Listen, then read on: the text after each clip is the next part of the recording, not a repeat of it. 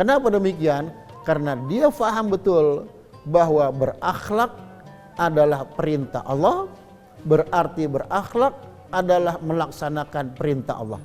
Orang yang melaksanakan perintah Allah disebut sebagai orang yang beribadah kepada Allah Subhanahu wa taala. Maka syaitan, orang-orang fasik, orang-orang munafik tidak suka berakhlak Rasul. Kenapa? Karena berakhlak Rasul adalah beribadah kepada Allah Subhanahu wa taala. Maka godaan besar bagi orang yang berakhlak adalah menghadapi godaan lingkungan. Terkadang orang yang berakhlak disindir dengan sindiran-sindiran, sok alim, sok pandai, sok baik dan lain sebagainya. Tapi yakinlah itu semua adalah ujian yang tidak lama akan hilang. Ya.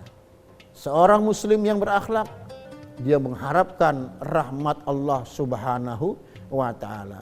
Oleh karena itu dalam hal ini sangat dibutuhkan, harus dimiliki oleh setiap muslim apa yang disebut dengan al-fahmud daqiq bil akhlaqil karimah.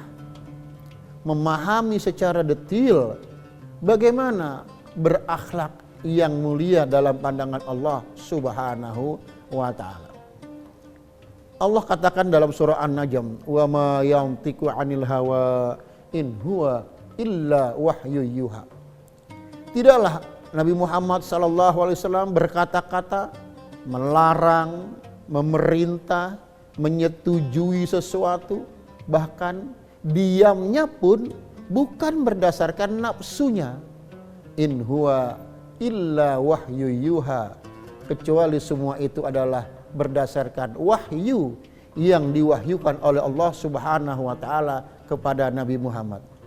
Sehingga dapat kita fahami dengan benar, Nabi Muhammad pun berbuat sesuatu bukan dasar maunya sendiri, bukan dasar seleranya, ya, tapi karena itu tuntunan dari Allah Subhanahu wa taala.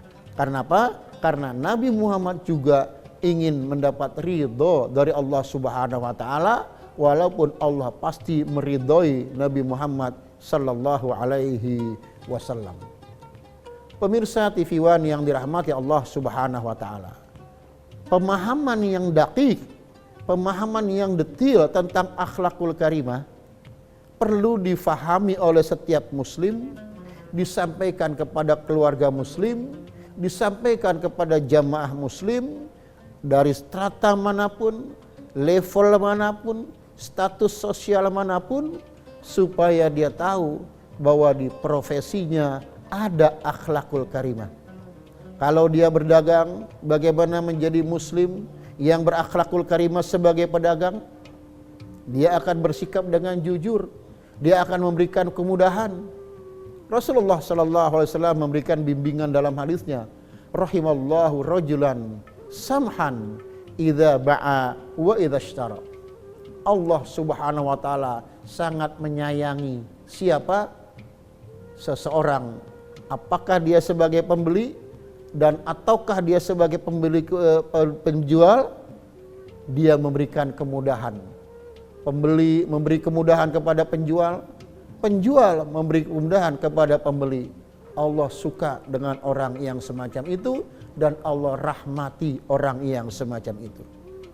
Karena itu, seorang pedagang bukan hanya semata-mata ingin mendapat konsumen yang banyak, ingin mendapat keuntungan yang banyak.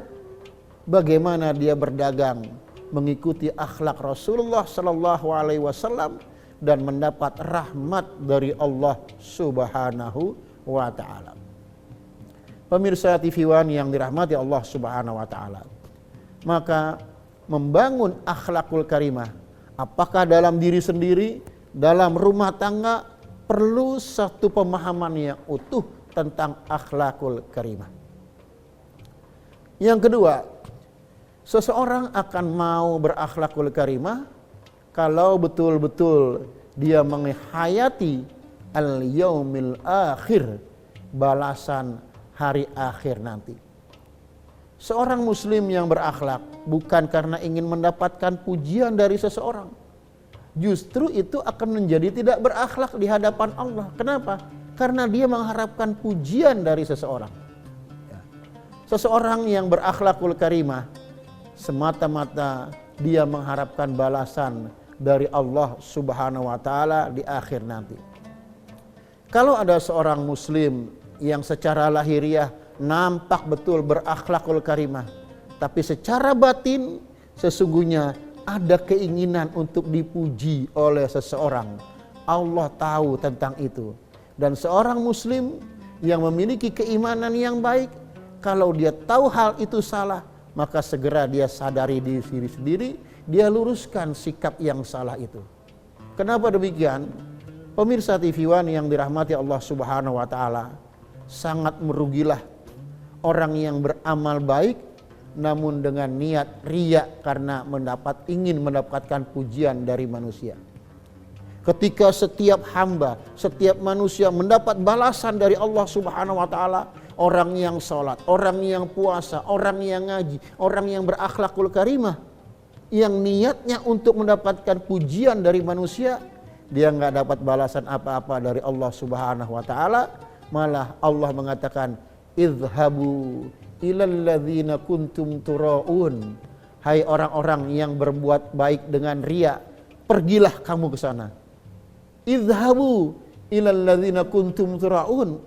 Pergilah kamu kepada orang-orang yang kau riyakan, yang kau niatkan. Hal tajiduna minhum jazaan. Apakah kalian akan mendapatkan balasan dari mereka? Tidak akan pernah didapati.